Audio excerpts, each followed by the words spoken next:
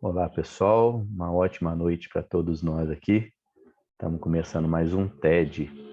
O TED é uma promoção do Espírita Info. O Espírita Info, a cada 15 dias, traz aqui para a gente, sempre às sextas, às 20 horas, o Temas Espíritas em Debate, cuja proposta é trazer algumas questões que comumente não são discutidas nos centros espíritas ou em outros meios, né, espíritas, e são temas que nós temos a intenção de que seja apresentado em um primeiro momento até 30 minutos por um expositor e logo em seguida nós abrimos a discussão aqui dos presentes, né, para comentários, perguntas, enfim, para participação dos presentes. Hoje quem está conosco aqui para fazer a apresentação é a Sônia Duque e ela vai falar o nosso tema da noite, astrologia. Existe uma posição doutrinária para astrologia? Então, eu vou pedir para a Beth fazer uma prece para a gente, em seguida a gente vai passar para a Sônia.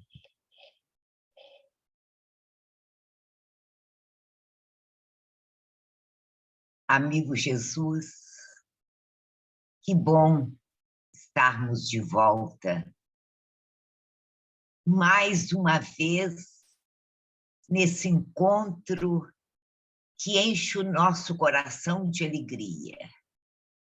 Estamos aprendendo. E com isso, crescendo mais um pouquinho. Abençoa a Sônia, responsável pelo trabalho da noite. Que sejamos nós abençoados por uma noite de gala, de comunhão de pensamentos e sentimentos. Fica conosco, Jesus. Muito obrigada. Então, Sônia, é um grande prazer tê-la conosco nessa noite. Pedir que você faça uma breve apresentação sua e, em seguida, você já pode passar aí para a exposição do tema, que a gente pede que seja em até 30 minutos. Ok? Boa tarde, Sônia. Boa noite, então, a todos. Agradecendo pela oportunidade de a gente estar aqui, né? Trazendo algumas considerações sobre a proposição da noite. Eu sou trabalhadora da FEAC, Fundação Espírita Allan Kardec, e hoje, agradecendo ao Eli pelo convite e aos demais, a gente está aqui tentando passar algumas considerações para que, no final, juntos, a gente tente responder a essa proposição. A astrologia, existe uma posição doutrinária?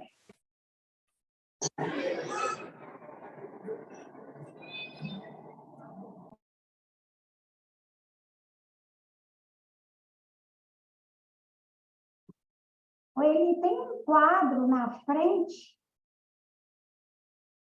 ou deixa a reunião, live meeting, ou got it, eu coloco got it. Você clicar nele, Pois você isso, o áudio consegue está fechado. deslocar. Ah, Você consegue... tá. Então tá.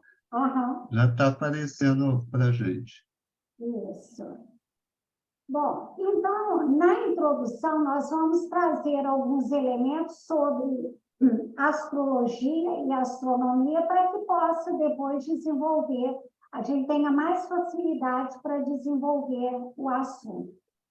E com uma ressalva já de que hoje nós temos uma moderna astrologia que tem aspectos bem mais abrangentes na área da psicologia, na área espiritual, completamente diferente daquela astrologia que nós tínhamos nessa época do século XIX, que nós vamos comentar, e anteriormente também.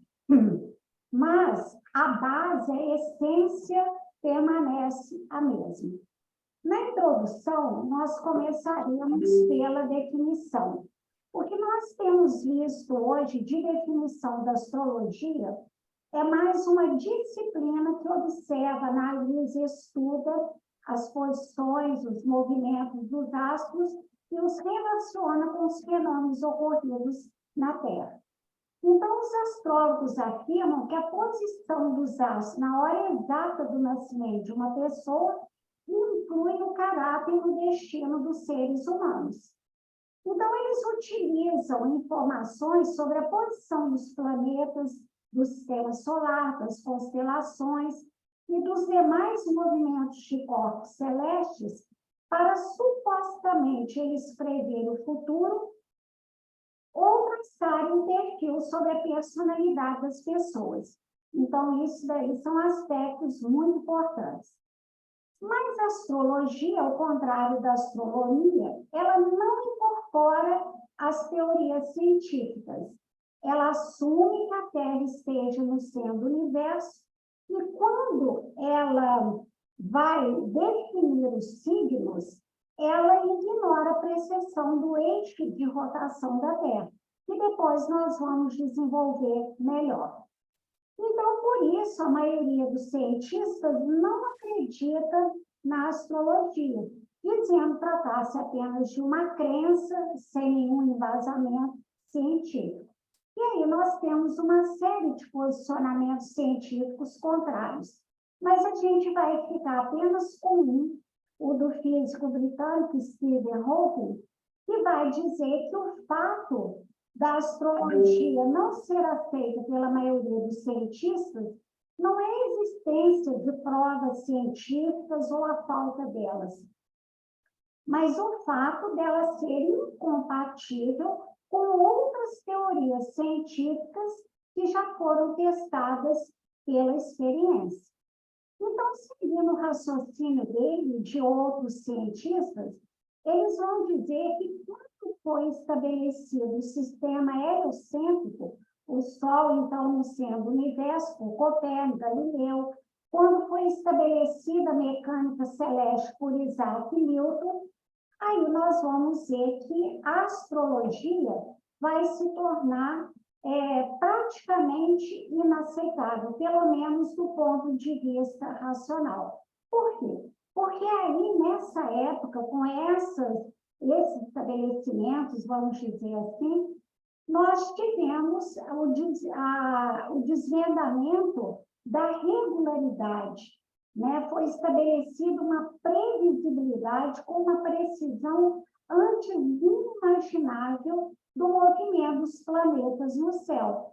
Então, com isso, aquelas teorias, né, da astrologia, aquelas concepções, elas ficaram sem sustentação. Tanto que a classe mais culta, a partir dessas descobertas, né, científicas, a classe mais culta ela vai ficar decepcionada e vai deixar de aderir à astrologia, porque ficou muito evidente os erros que então eram praticados.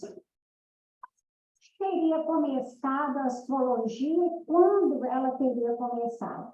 Então, existe um consenso, embora a data presente algumas variações, que ela teria surgido no Vale dos Rios Tigre e Eufrates, na antiga Mesopotâmia, hoje correspondente ao atual Iraque. Então, já naquela época, eles acreditavam que o movimento dos planetas, incluindo o Sol e a Lua, também afetava a vida dos reis e das nações. Então, desde o início, vamos dizer, o impulsionador para os estudos não foi o conhecimento científico, mas a busca por previsões astrológicas, porque elas significavam maior poder para os reis e para as nações. Tudo era decidido com base nas previsões astrológicas. Essa busca virou até uma ânsia posteriormente, porque quanto mais as previsões eram exatas, precisas, maior poder significava para os governantes. Por volta de 2000 a.C., a China vai adotar crenças similares que vão perdurar até os dias de hoje. Na Grécia Antiga, nós tivemos os pensadores pré-socráticos, como Anaximandro, Anaxímenes e alguns outros, que já começaram a especular sobre a natureza das estrelas e dos planetas. E quando chega na época de Platão, é criado o sistema geocêntrico, a Terra no centro do universo, depois é aceito por Aristóteles e vai perdurar até a época de Ptolomeu. Ptolomeu, primeiro século depois de Cristo, já foi um grande astrólogo, mas também um grande astrônomo. Como astrólogo, ele é autor de uma obra importantíssima, Tetrabiblos, onde ele reúne todos os conhecimentos babilônicos, egípcios e gregos, conhecimentos astrológicos. E essa obra tem uma importância muito grande, porque até hoje, apesar da renovação que houve na astrologia, ela continua na base da astrologia. Depois, a obra dele mais conhecida, Almagesto, que é um tratado já de astronomia. Então, ele reúne os conhecimentos babilônicos, gregos, ele faz uma síntese das observações de Aristóteles, de outros intelectuais gregos, e essa obra vai ter uma influência muito grande na astronomia árabe, indiana e europeia. Mas ainda nela, ele coloca o sistema geocêntrico. Depois, nós tivemos na Idade Média, só uma pincelada para a gente atingir o objetivo um pouquinho lá na frente, né? Na Idade Média, a Igreja Católica, que era a autoridade intelectual central da Europa medieval, ela vai redefinir o caráter da astrologia. Então, a astrologia, no caso, ela não seria, o curso de vida de um indivíduo não seria determinante.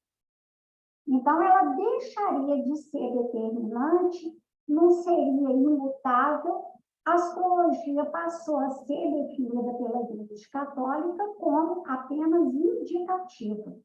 Então, o destino, o futuro do ser humano poderia ser mudado, sim, de acordo com a vontade de Deus.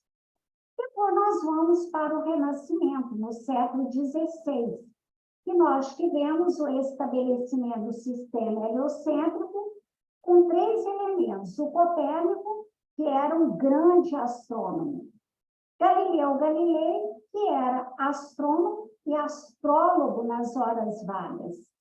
E o Kepler, que financiou os estudos dele de astronomia, fazendo previsões astrológicas. E aí nós vamos perceber que a astrologia e a astronomia, elas vão caminhar juntas durante vários séculos. Porque o financiamento da astrologia vai impulsionar o desenvolvimento dos conhecimentos astronômicos. E, principalmente, o importante é que, numa época em que as crendices falavam mais alto que a razão, uma época em que o misticismo dominava.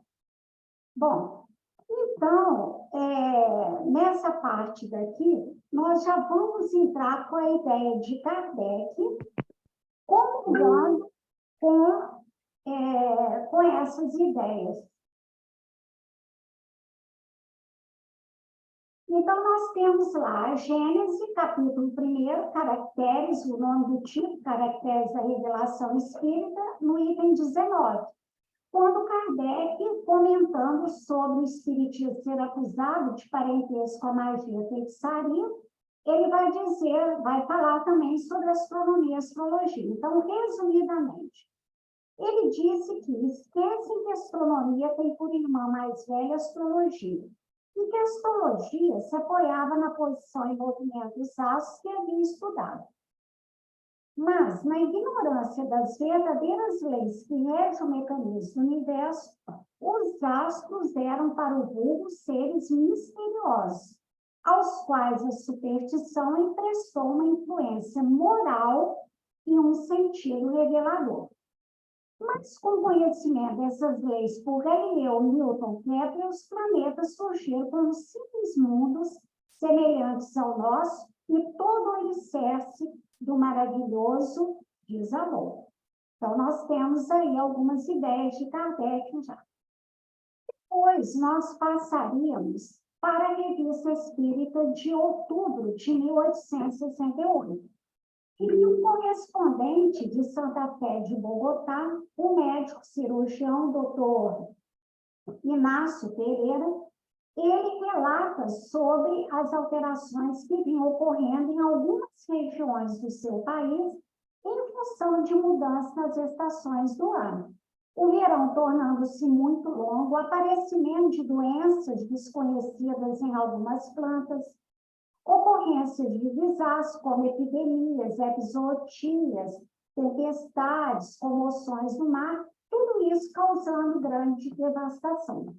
Então, ele dizia que era uma questão muito importante e ele mesmo já havia procedido a alguns estudos e que, se fosse julgado procedente, que essa questão deveria ser submetida aos espíritos instrutores da sociedade parisiense. E a resposta veio em setembro do mesmo ano com o espírito Arabo, que vai fazer algumas colocações, resumindo, ele vai dizer que na natureza não existe um só fenômeno que não esteja regulado pelas leis universais. Em qualquer mal, além da atuação das consequências morais, existe também a atuação da influência dos corpos celestes uns sobre os outros. E também as reações em conjunto de todos os agentes naturais.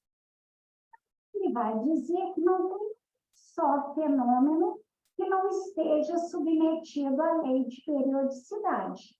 Então, os fenômenos voltam a acontecer numa nova época, nas mesmas condições, ou seguindo uma lei de progressão geométrica, crescente ou decrescente. Mas ele vai dizer que o homem não consegue abarcar senão aquelas periodicidades cujas fases têm uma duração curta. Porque existem aquelas fases de longa duração que abrangem longas gerações de seres, sucessões de raças. E aí, quando o fenômeno volta a acontecer, ela aparece para o homem como sendo uma novidade, uma espontaneidade. Mas se o homem pudesse remontar alguns séculos atrás, ele poderia constatar que há uma periodicidade naquele fenômeno. E depois ele vai dizer também que dentro do sistema planetário, todos os corpos, todos os planetas, então, eles influenciam uns sobre os outros, reagem uns sobre os outros. Mas ele também vai dizer que os sistemas planetários também reagem sobre os outros, as nebulosas sobre as nebulosas. E agora que vem a questão, entre os elementos de cada planeta, uns reagem sobre os outros. E assim, sucessivamente, até chegar ao átomo. E aí ele chega, então, na matéria orgânica. Com isso, a matéria orgânica não poderia escapar a essas influências também. As perturbações que ela sofre vão alterar o estado físico dos seres vivos e vão causar doenças nas plantas, nos animais e nos homens. Então, agora, vamos à conclusão final dele. Ele vai dizer, mas por sua vez a matéria orgânica reage sobre o espírito. E este, por seu contato e ligação íntima com os elementos materiais, também sofre influências que modificam suas disposições, sem, contudo, tirar-lhe o livre-arbítrio. Então, isso aqui é importantíssimo. Superecida ou retarda a sua atividade e, por isso mesmo, contribuem para o seu desenvolvimento. A efervescência, que por vezes se manifesta em toda uma população, entre os homens de uma mesma raça, não é uma coisa fortuita, nem o resultado de um capricho. Ela tem sua causa nas leis da natureza. Essa efervescência, princípio inconsciente, que não passa de um vago desejo, de uma aspiração indefinida por algo de melhor, de uma necessidade de mudança, induz-se por uma agitação surda, depois por atos que levam a revoluções morais. Então, eu quis começar pela Revista Espírita, porque aqui mostra uma influência muito abrangente, que dá muita ideia para a proposição da noite. E depois nós temos Emmanuel, na sua obra O Consolador, na questão 140, comungando com essa ideia, através da pergunta: os astros influenciam igualmente na vida do homem? E aí, as antigas assertivas astrológicas têm a sua razão de ser. O campo magnético, as conjunções dos planetas influenciam no complexo celular do homem físico, em sua formação orgânica e seu nascimento na Terra. Porém, a existência planetária é sinônimo de luta. Se as influências astrais não favorecem determinadas criaturas, urge que estas lutem contra os elementos perturbadores, porque acima de todas as verdades astrológicas temos o Evangelho. E o Evangelho nos ensina que cada qual receberá por suas obras, achando-se cada homem sob as influências que merece. Então, essa comunhão de ideias aí. Em seguida, nós partiríamos para o livro dos Espíritos, a questão que aborda sobre a influência dos astros, questão 867. De onde vem a expressão nascer sob uma feliz estrela? Velha superstição que ligava as estrelas ao destino de cada homem. A alegoria que certas pessoas têm a tolice de tomar ao pé da letra. Então, a influência aí, né, dos astros se restringindo a uma mera superstição, uma mera alegoria. Em seguida, sobre o futuro, nós temos a questão 859b. Há fatos que forçosamente devem acontecer e que a vontade dos espíritos não possa evitar? Sim. Mas tu, quando no estado de espírito, viste e pressentiste ao fazer a tua escolha. Entretanto, não creiais que tudo que ocorre esteja escrito como se diz. Assim, ele está se referindo a uma fatalidade que nós temos, a escolha das provas. Um acontecimento é frequentemente a consequência de uma coisa que fizeste por um ato de tua livre vontade. De tal sorte que, se não tivesse feito essa coisa, o acontecimento não ocorreria. Então, as consequências de nossas próprias ações. Não há senão as grandes dores, acontecimentos importantes que podem influir sobre o moral, que são previstos por Deus, que são úteis à tua depuração e à tua instrução. A questão seguinte, 860, o homem, por sua vontade e por seus atos, pode fazer com que os acontecimentos que deveriam ocorrer não ocorram e vice-versa? Ele o pode, desde que esse desvio aparente possa se harmonizar com a vida que escolheu. Ademais, para fazer o bem como deve ser, e como isso é o único objetivo da vida, pode impedir o mal, sobretudo aquele que poderia contribuir para o mal maior. E aqui a gente colocaria: se o futuro já está definido pelos astros, como ele poderia fazer com que estes acontecimentos não ocorram? A seguinte, desculpa. O futuro pode ser revelado ao homem, em princípio, o futuro lhe é oculto, e não é senão em casos raros e excepcionais que Deus permite a revelação. Então, novamente, o questionamento: se o futuro já está determinado, definido pelos astros, já não seria caso raro e excepcional a sua revelação. E aí, como a gente ficaria, né? E depois, nós teríamos já sobre a fatalidade, 869. Com que objetivo o futuro está oculto ao homem? Se o homem conhecesse o futuro, negligenciaria o presente e não agiria com a mesma liberdade. porque seria dominado pelo pensamento que se uma coisa deve acontecer, não teria que se ocupar dela, ou então procuraria dificultá-la. Deus não quis que fosse assim, a fim de cada um concorresse para a realização das coisas, mesmo as quais gostaria de se opor. Assim, tu mesmo frequentemente preparas, sem desconfiar disso, os acontecimentos que sobreviverão no curso da sua vida. Então, destina, né, aquilo que nos ocorre consequência das nossas ações. E a última do Livro dos Espíritos, 851. Há uma fatalidade nos acontecimentos da vida, segundo o sentido ligado a essa palavra, quer dizer, os acontecimentos são pré-determinados, nesse caso em que se torna o livre-arbítrio. A fatalidade não existe senão pela escolha que fez o espírito em se encarnando de suportar tal ou tal prova. Nós já vimos. Escolhendo, ele se faz uma espécie de destino que é a consequência mesma da posição em que se encontra. Falo das provas físicas, porque para o que é prova, moral e tentações, o espírito, conservando o seu livre-arbítrio sobre o bem e sobre o mal, é sempre senhor de ceder ou resistir. Um bom espírito, vendo fraquejar, pode vir em sua ajuda, mas não pode influir sobre ele de maneira a dominar sua vontade.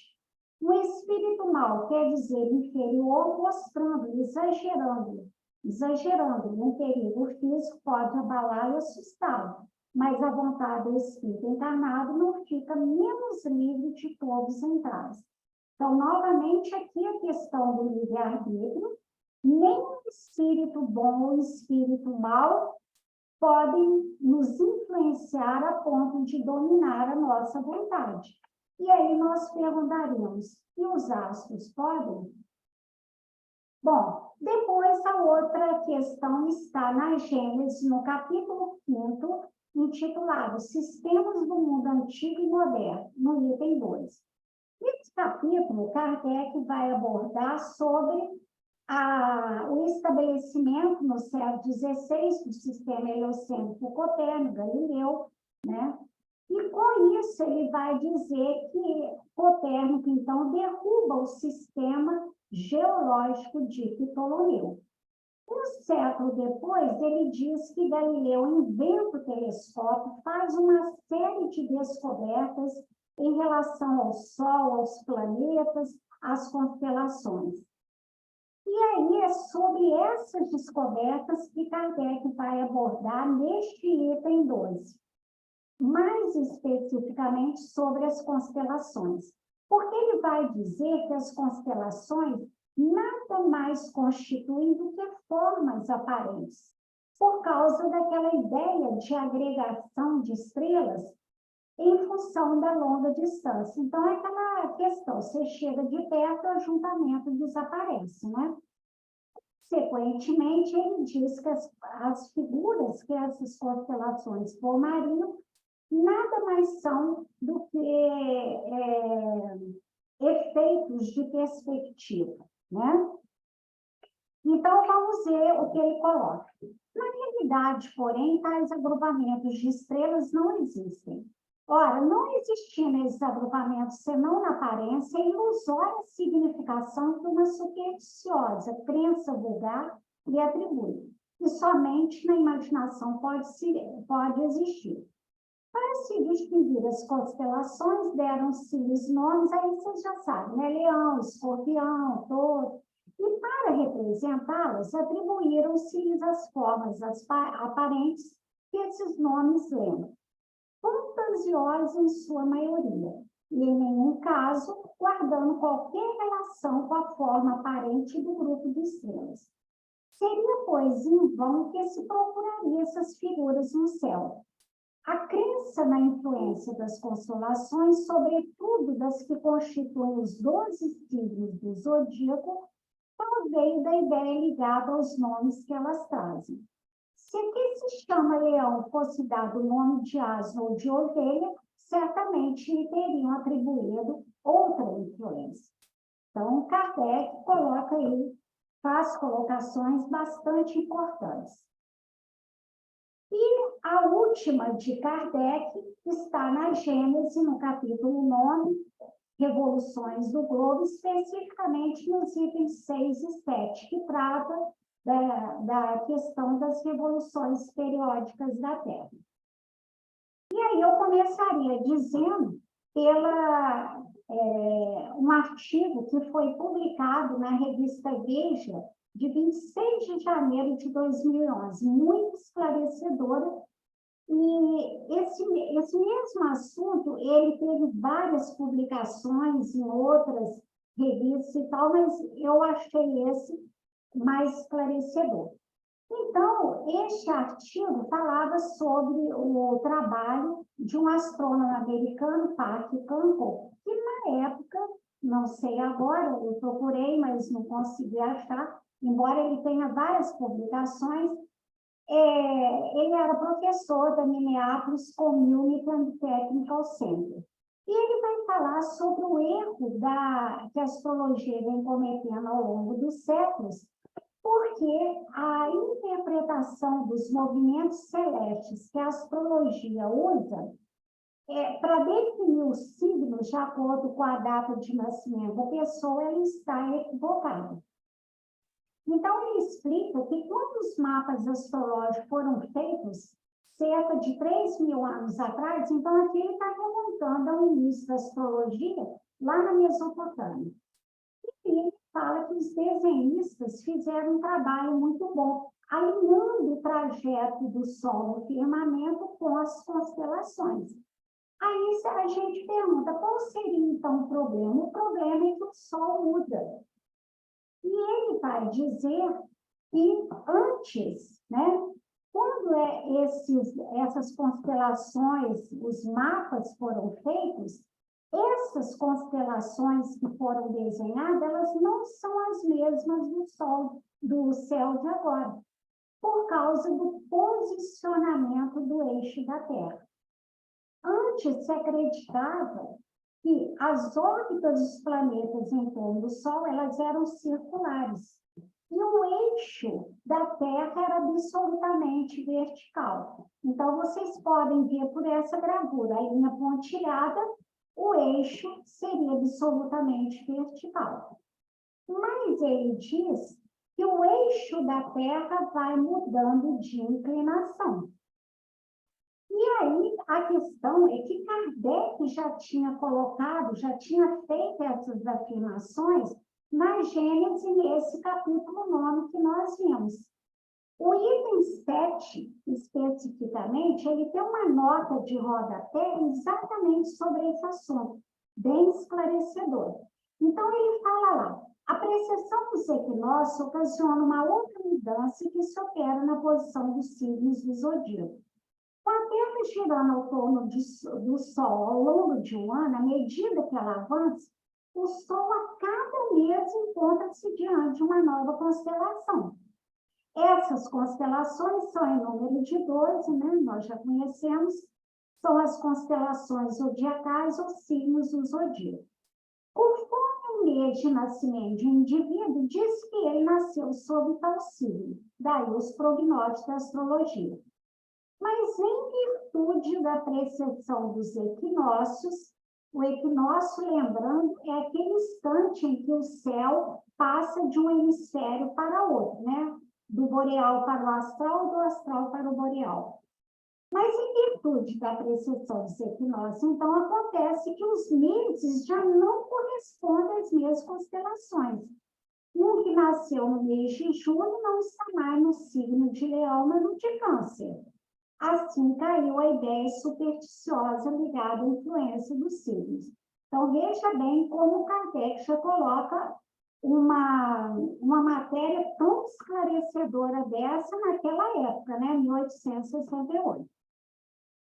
E aí, essa nota de rodapé, já estou terminando, viu, Eli?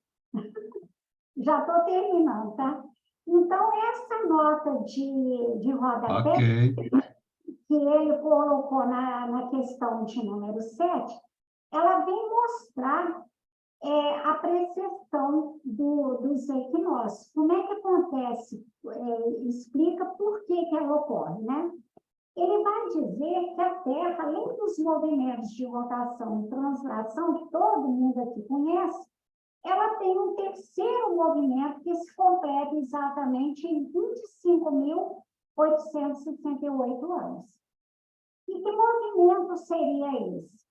Esse movimento seria uma espécie de oscilação circular.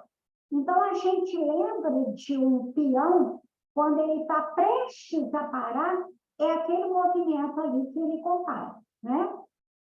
Acontece que esse movimento de inclinação, de oscilação circular, ele provoca a inclinação no eixo da Terra. Os cientistas chamam de mudança na obliquidade do eixo. Então, colocando novamente a figura para vocês terem uma ideia melhor, essa linha reta com a setinha dá uma ideia da inclinação da Terra, né?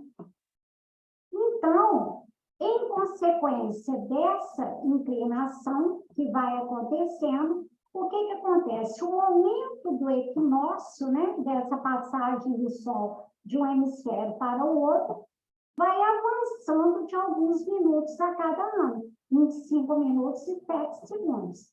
Por isso é que foi dado o nome de precessão dos equinócios, porque precessão vem do latim proceder, que quer dizer avançar, caminhar para diante. Mas, especificamente, o que interessa para a gente agora é que se ao fim de 25.868 anos, as constelações voltam ao ponto inicial para reiniciar essa movimentação, dentro desse período dos 25.868 anos, as constelações se movimentam constantemente. Então, essa movimentação não permite afirmar que um indivíduo esteja sob a influência de um determinado astro. Por quê? Porque essa movimentação não permite nenhuma precisão, né, para que se estabeleça a influência de tal astro sobre determinado indivíduo. Então, essa é a colocação de Kardec esclarecendo toda essa parte. E com isso, a astrologia fica numa posição muito difícil, né? Como definir os signos com essa variação tão grande das constelações? E agora, para terminar, eu trouxe da obra Conduta Espírita, do Valdo Vieira e André Luiz, capítulo 40, intitulado Perante as Revelações do Passado e Futuro. Só um pedacinho. Tranquilizar-se quanto a sucesso por vigorosos, analisando com lógica rigorosa todos os estudos referentes a predições. A profecia real com sinais divinos. Jamais impressionar-se com prognósticos astrológicos desfavoráveis, na certeza de que essas influências inclinam, a nossa vontade é força determinante. Temos conosco a vida que procuramos. Guardar em mente que muitas almas regressam à vida maior, carregando consigo enormes frustrações pelos equívocos a que se afeiçoaram, por ter aceitado revelações destituídas de crédito. Somos herdeiros de nossos próprios atos. E o último, Ficha Simonetti. O homem é senhor do seu próprio destino. As influências mais sérias que venha a sofrer condicionam-se à sua própria vontade. Por isso, profecias relacionadas com a vida diária, baseadas em meras especulações astrológicas, somente se concretizarão na medida em que lhes dermos o aval da aceitação. Então, está aí, desculpe, eu avancei um pouquinho no tempo, mas é muita coisa, né, para a gente trazer uma ideia assim melhor. Desculpa a falação até rápido, mas para poder atingir um pouquinho o objetivo. Então, Sem tá problema, bom. Sônia. Obrigada. Nós agradecemos aí, é um tema complicado mesmo, né? Nós vamos passar agora para a participação dos demais companheiros. Eu vou pedir, Sônia, só para você tirar o compartilhamento aí, por favor. Então, está aberto aí para participação. Quem quiser fazer algum comentário, alguma pergunta, fique à vontade. Adair? Oi, pessoal, boa noite. Parabéns pela apresentação, é bem legal. E esse assunto, ele não é fácil, não. Ele não é tranquilo. Eu vou contar um caso, que é bem interessante com relação a algumas dessas passagens, né? Quando a USE, aqui em São Paulo, montou um grupo de estudo para estudar as alterações da quinta edição da Gênese, e alguns pontos foram mencionados como sendo adulterados. E, curiosamente, né, a título de curiosidade, no capítulo que foi mencionado, no Revoluções, né, do Globo, capítulo 9, no item 8, foi acrescentado, né, uma nota de rodapé, nesse item 8, que não existia nas primeiras edições da Gênese. E, curiosamente, a gente tem esse manuscrito, né, e desmontou o pessoal, né, quando a gente apresentou o manuscrito no item 8 e no item 15, que não existia nas primeiras edições, que cuida do aumento e diminuição do volume da Terra. Alguns trechos que foram inseridos, né, existe manuscrito também de Galileu desse item e que foi acrescentado. E aí o mais interessante, que gerou mais polêmica, inclusive ressalvas da USE, que esse texto não seria doutrinário, e aí, face ao que foi apresentado, eu vou tomar a liberdade de ler, porque é importante. No capítulo 18, no item 10, foi acrescentado o item 9 e o item 10, perdão, o item 8, 9 e 10, não existiam esses textos nas primeiras edições de A Gênese, e eles foram acrescentados. E aí traz assunto da revolução do globo, e tem uma passagem que Kardec fala, que eu vou ler. De acordo com o encadeamento e a solidariedade das causas e efeitos, se os períodos de renovação moral da humanidade coincidem com as revoluções físicas do globo, como tudo leva a crer, né? Então, Kardec aqui vinculando os períodos de revolução que o capítulo 9 ele trata, esses 25 mil anos que ele menciona, né, que hoje esse tempo, quando Kardec mencionou, é 25.770 anos hoje, que está mais apurado esse número. E o interessante é que Kardec leva como provável a coincidência de períodos de renovação moral da humanidade com revoluções físicas do globo. Os referidos períodos podem ser acompanhados ou precedidos de fenômenos naturais, curiosos para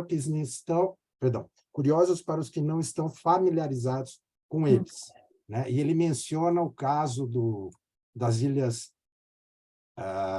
Martinica, que o Dr. Berry traz, né, com os sinais do céu. Isso gerou uma polêmica absurda, né? E a gente construiu a lógica e o raciocínio de Kardec, o que ele queria dizer com essas renovações físicas do globo.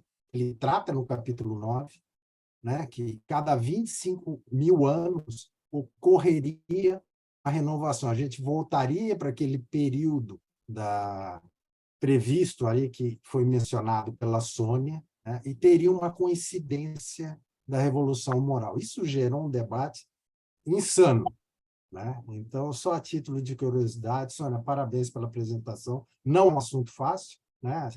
A resposta, o que tem a ver astrologia com astronomia, né? E que pode, né? Kardec menciona que, assim como a alquimia, né, é o germe para a química, né? A astrologia foi também um germe, né, que fez nascer a astronomia.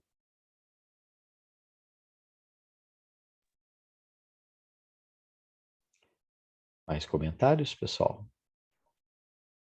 Ou perguntas?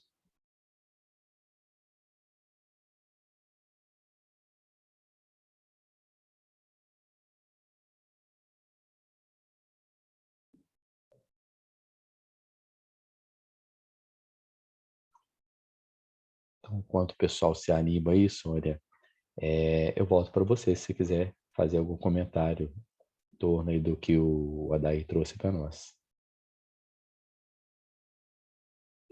Essa parte eu não tenho muito o que comentar, para ser bem honesta, né? Porque eu apoiei o estudo, né, nessa edição. Já ouvi falar também e tudo, mas seria o caso, né, de depois a gente procurar essas referências aí que o Adair trouxe. De repente, se ele pudesse até disponibilizar para a gente, né? Seria um material muito bom para a gente depois poder estudar, porque realmente eu nunca tive acesso a ele. Mas seria uma oportunidade, né? Não sei se o Eli tem alguma coisa mais que ele possa complementar. Ele vai participar agora. Vai lá, Eli. Com relação à pergunta né, feita no tema, se há uma posição doutrinária, me parece claro que, mesmo que a gente não diga que é uma posição doutrinária especificamente, porque os argumentos que foram apresentados são de Kardec, né, com base nas questões científicas, eu acho que a gente pode imaginar que, do ponto de vista da doutrina espírita, nesse tema, dentro da ideia de seguir aquilo que a ciência coloca, né, já que não é um tema essencialmente espiritual, se a gente pudesse dizer assim, mas está ligado a questões científicas, eu acho que a posição é bem clara, né, no sentido de que a astrologia, enquanto essa atividade de previsão do futuro, ou essa atividade de determinação de um destino quase inexorável, ela realmente não faz sentido do ponto de vista espírita, né? Pelo que os espíritos colocam. Mas é sempre um tema polêmico, né? Eu acho que vale a pena a gente, sem querer defender a astrologia, mas ressaltar algumas questões. Tanto nos textos que a Soninha colocou, quanto em outras citações, o que a gente observa é tanto Arago, quanto o Emmanuel, quanto o André Luiz, nesses textos mesmos que foram colocados, vão falar de uma influência. Eles não especificam essa influência. O Arago chega a falar da influência sobre a matéria orgânica, né? E aí a gente pode ficar pensando que influência sobre a matéria orgânica é essa, mas eles falam de uma influência, né? Parece que o ponto pacífico é que essa influência, seja qual for, porque realmente não está claro, pelo menos para mim, né? Essa influência, ela não se sobrepõe ao exercício, vamos dizer, do livre-arbítrio ou a liberdade de ação e de pensamento dos espíritos. Mas, como nós sabemos que os espíritos, especialmente os que estão encarnados, sofrem uma influência da matéria, se há a influência mais ou menos intensa das conjunções dos astros sobre a matéria, há uma repercussão, que eu julgo desconhecida, né, sobre as disposições espirituais. Então, o que eu quero dizer assim, é só para a gente não ter uma posição radical e fechada, uma vez que eu acho que há pontos abertos a serem estudados, né? Vou dar outro exemplo, só nessa mesma linha. Na resposta do Consolador, na 140, o Emmanuel fala assim: se a disposição dos astros não favorece, abre margem, para quem gosta de linguística, de que há disposições dos astros que favorecem, de alguma forma, né? Porque o teor da resposta é assim: se a disposição dos astros não favorecem, a própria pessoa ainda pode, né, vencer essas dificuldades pela própria ação, pela própria atividade.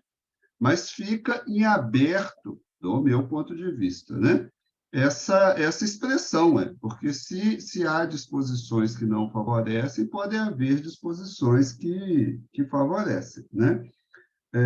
Por outro lado, e é uma discussão constante, né, nos nossos grupos, essa questão da fatalidade, do destino, da escolha das provas, etc., etc., a gente observa também nas respostas, em especial do Livro dos Espíritos, que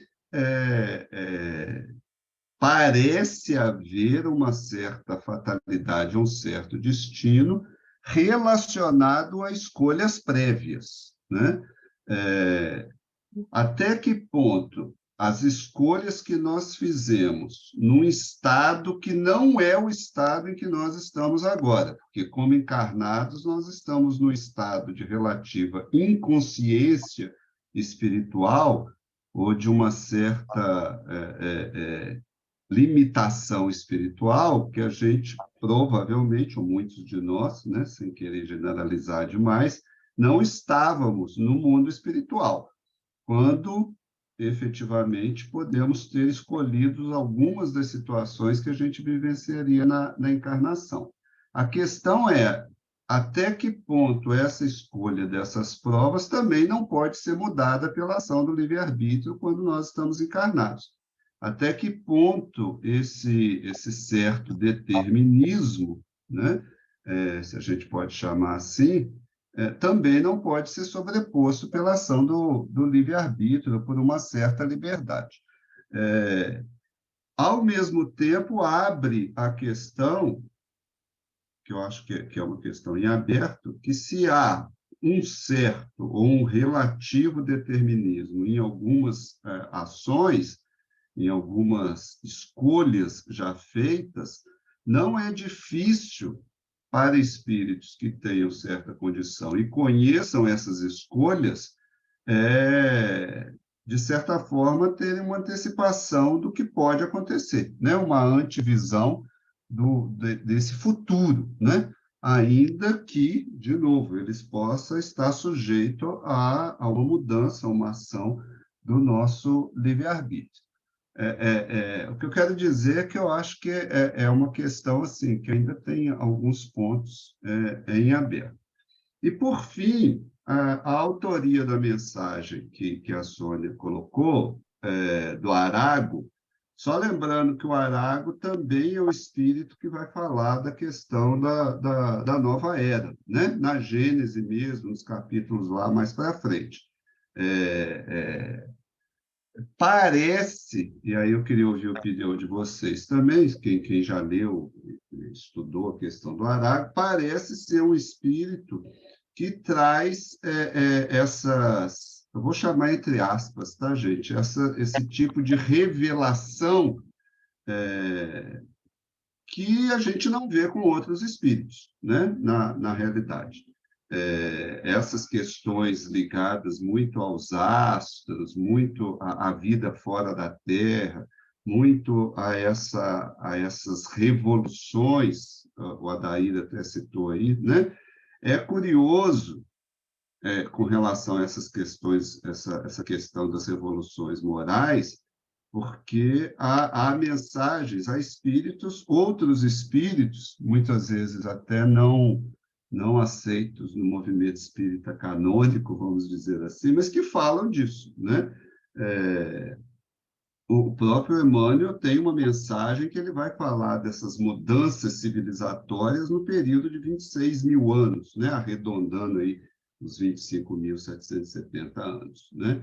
Então, parece, o meu ponto de interrogação aqui é esse, né? Parece que realmente há alguma coisa a mais, que alguns espíritos tocaram de leve, e que não trouxeram maiores informações sobre isso, mas que parece haver um relacionamento desses movimentos, vamos dizer assim, né, astronômicos, com questões daquilo que acontece com a humanidade que está encarnada, pelo menos, ou com a humanidade espiritual mais próxima da Terra. Por isso que eu acho que, assim, é sempre bom ter a mente aberta, porque eu acho que ainda tem informação ainda para chegar a esse respeito, né? Mas é só uma opinião pessoal, né, gente? É só uma opinião pessoal.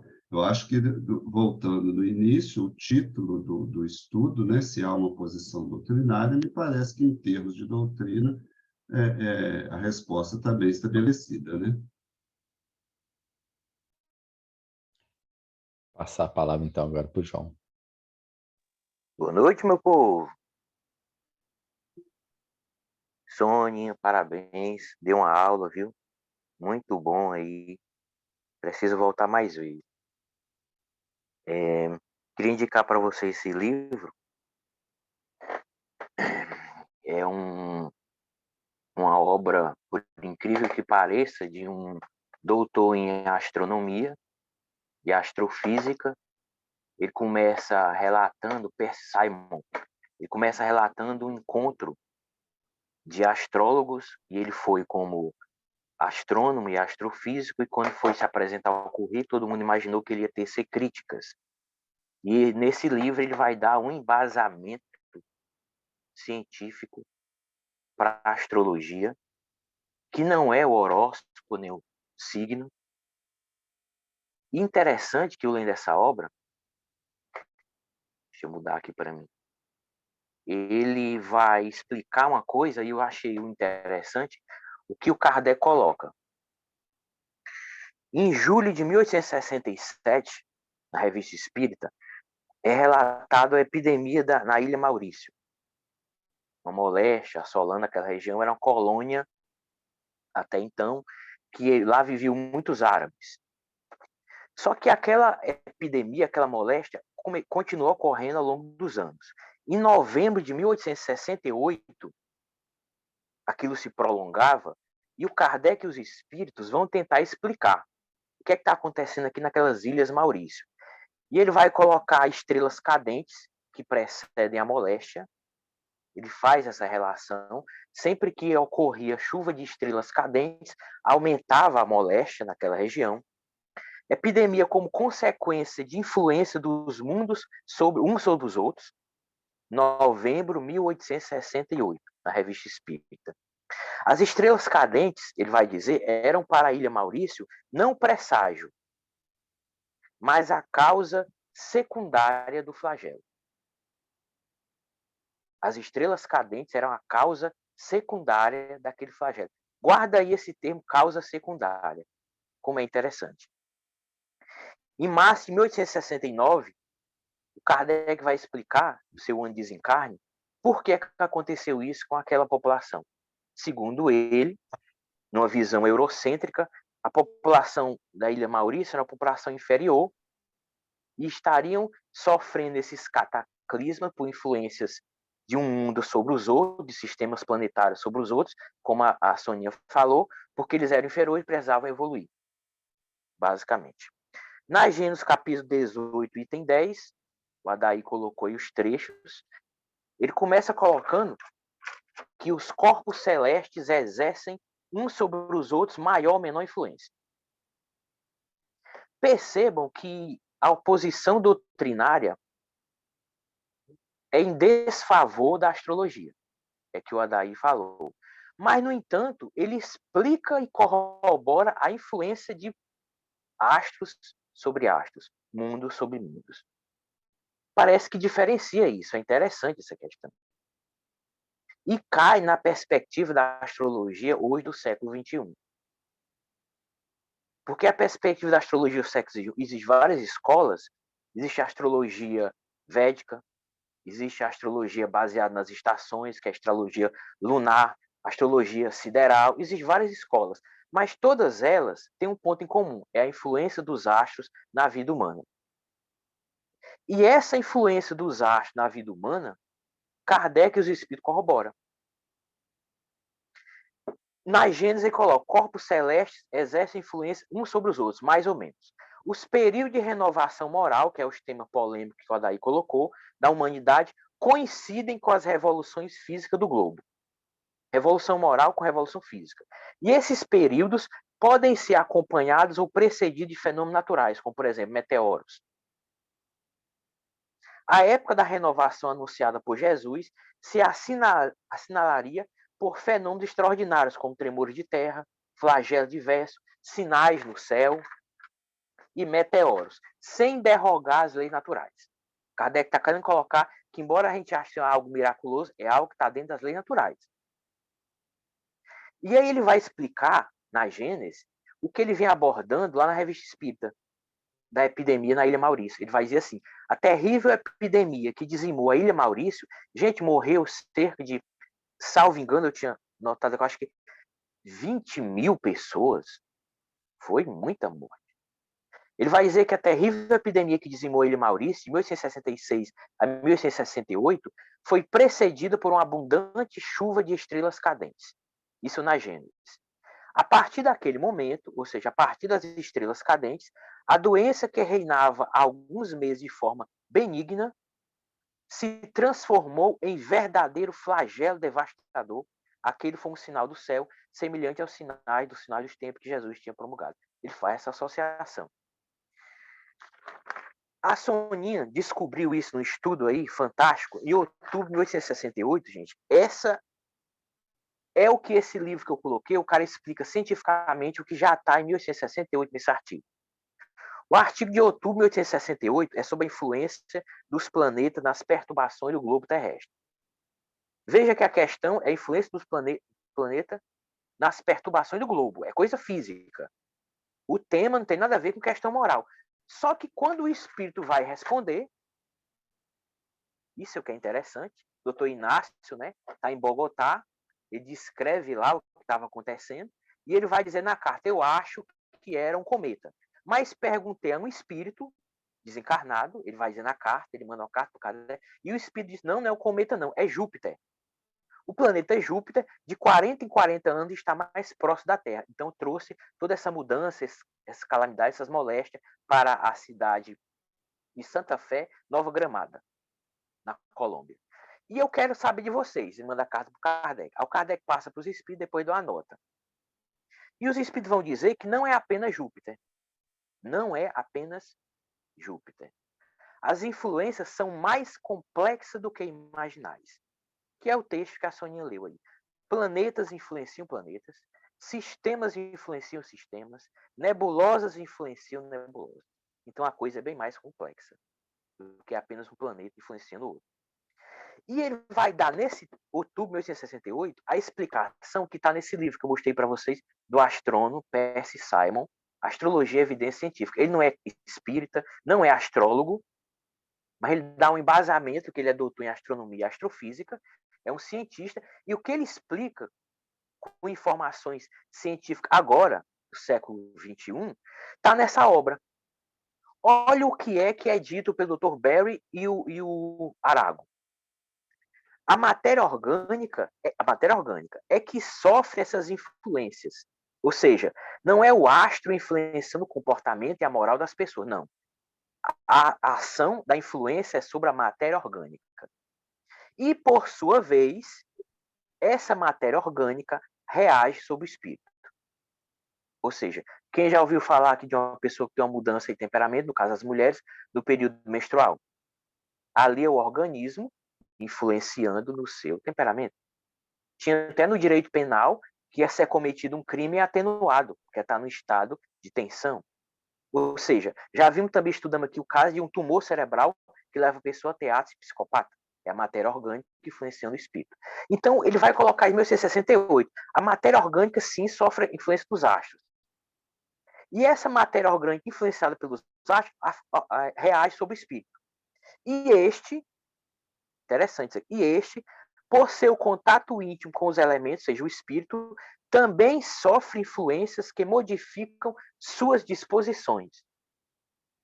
Olha que interessante. Estamos chegando à questão aqui, 1868, que o astro acaba influenciando as disposições do comportamento do espírito encarnado. Sem, e aí ele faz essa ressalva, sem, contudo, tirar-lhe o livre-arbítrio. E aí ele está colocando que não é determinismo, é influência. Que é o que o Dr. Percy Simon coloca nesse livro, Evidência Científica. A astrologia não determina, ela influencia, mas não tira o livre-arbítrio. Por isso que eu coloquei que tem a ver com o que está na Revista Espírita. E, por fim, o Kardec usa a precessão dos equinócios para tentar invalidar.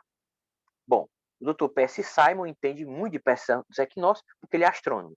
E tem um capítulo onde ele vai refutar isso. Ele diz, muitos que criticam a astrologia usam a pressão dos equinócios porque dizem, em um ano está no signo, no outro ano já mudou, já está no outro signo, então não tem como ter periodicidade. Ele vai dizer, calma, só tem um detalhe. O ciclo da precessão dos equinócios dura 26 mil anos. A astrologia tem apenas 5 mil anos. Ou seja, 5 mil anos dentro de 26 mil anos, ela continua sendo efetiva. É isso. Obrigado, João. Adair, com você. Esse tema tem que ser, que acabou saindo do tema, né? Mas vamos lá, tinha que ter mais umas 2 horas. Que a gente discutiu muito isso, a gente estudou muito isso naquele debate da Gênesis. Então, João, alguns pontos. Kardec trata da astrologia judiciária, né? Que é o ramo da astrologia desse negócio de ser preditório. Né? Então, é o principal ponto que Kardec aborda quando ele fala de astrologia, essa astrologia judiciária. A gente vê, acho que até na Gênesis tem essa terminologia. A Revista Espírita de março de 69, eu tinha falado de Martinica, perdão, é Maurício, né? Maurícia, que parece. O que é interessante? Na março de 69 não tem comentário de Kardec. Ele traz um relato de um correspondente e traz uma comunicação da Claire do Plantier.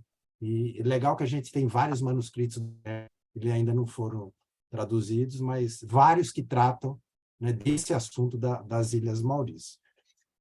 E o João matou a pau. É exatamente aquele negócio. Kardec procura mostrar a influência dos astros sobre os astros.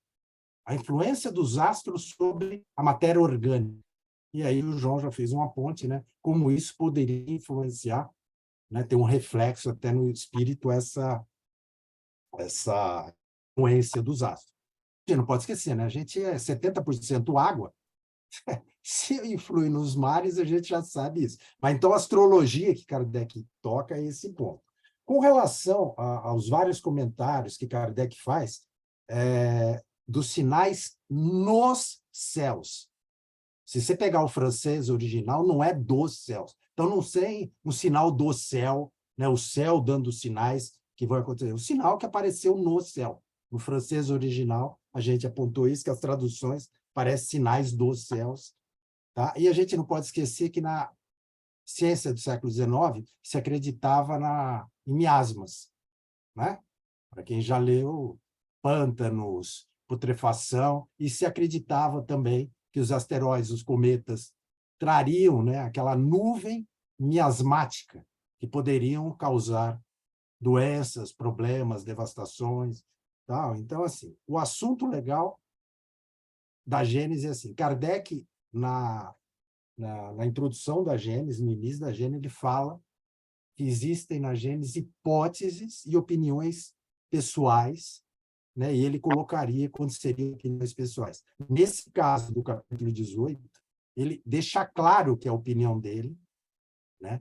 Que a influência dos astros, né, coincidiriam ciclicamente com as revoluções morais, né? As revoluções físicas poderiam coincidir com as revoluções morais, e ele acreditava nisso como uma opinião de Kardec. Nós não temos ali um conhecimento doutrinário. E está muito claro, na hora que eu li o trecho, isso. Então, a parte de astrologia judiciária, só pesquisar na Gênesis, várias, que é exatamente essa preditória que o Eli mencionou também, que eu acho que nós não temos muitas dúvidas com relação a isso, né, como o questionamento foi feito. Mas com relação à influência dos astros, né, o João trouxe um autor aí, que é astrônomo, não sei o quê, e Kardec tratou disso também, isso é que é interessante. É isso. Ô, Sônia, você quer fazer algum comentário? Muitas coisas foram trazidas à tona nesse momento, né? Exatamente, muita coisa. Essa questão da posição doutrinária, eu acho bem clara, apesar de todas as colocações aí que foram feitas, daí, do João, do Eli, né? E o importante também que a gente tem que ter a cabeça aberta agora, né? Essas informações que o João trouxe dessa hora, excelentes.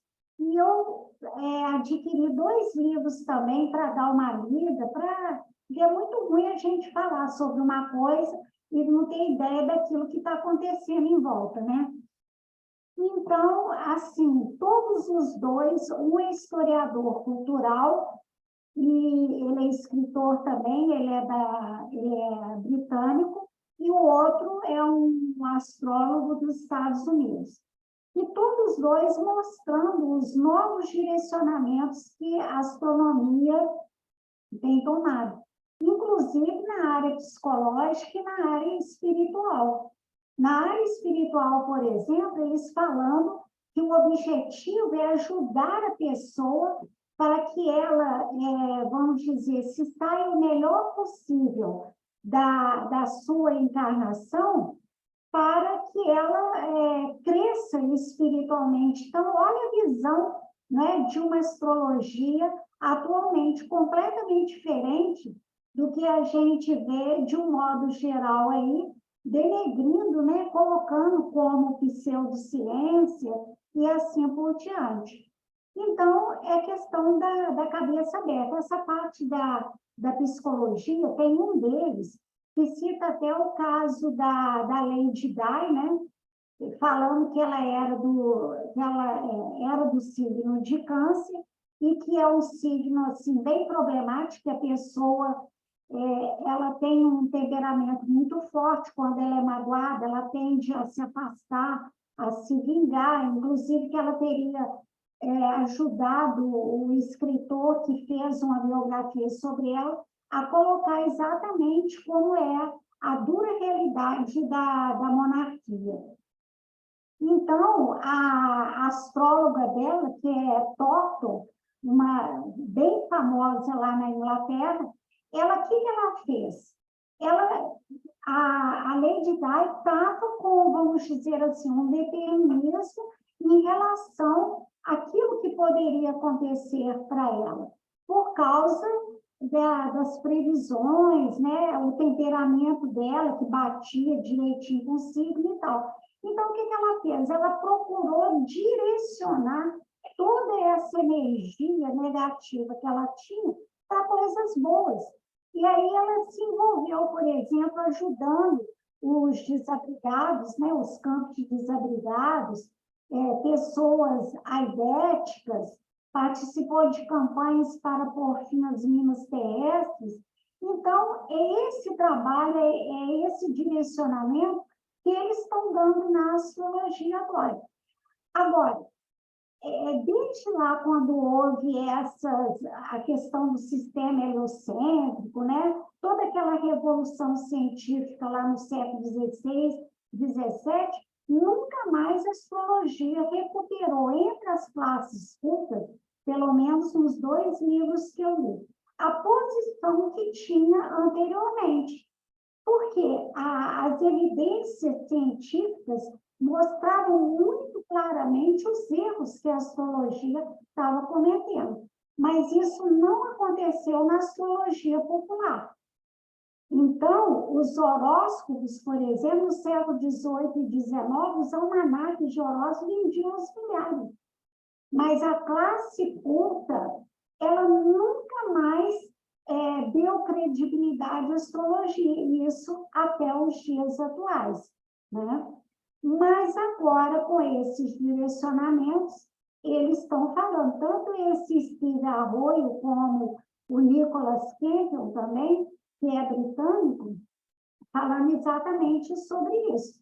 Mas é muito difícil, porque até para um astrólogo que foi criado dentro daquela concepção, que estudou astrologia, dentro daquela concepção antiga, para abraçar essas novas tendências, diz ele que é um processo assim, muito demorado, né? E entre elas também existem conflitos que têm que ser dissolvidos também. Agora, essa parte da astrologia popular, ela não mudou em nada.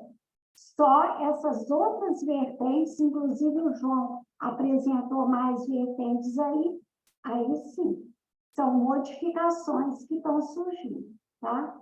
Então, é isso aí. Sônia, mais uma vez agradecer. Você apresentou um tema complicado em curto tempo, né? E promoveu uma discussão gostosa mais uma vez, né? Próximo TED, pessoal, deixa eu só ver a data aqui para passar a informação para vocês. Vai ser no dia 16 de junho. Tarefa também não é fácil, está com o nosso companheiro aqui presente, José Elvésio. O José Elvésio, nós propomos para ele o tema seguinte: terremotos e pandemias. Isso seria uma criação dos espíritos? Ou são fenômenos naturais? Zé Elvésio, não vai ser mole não, né? Só tarefa difícil, né? Então a gente se vê no próximo TED. Agradecemos a presença de todos mais uma vez. Vou pedir a Arlene para fazer uma prece para nós.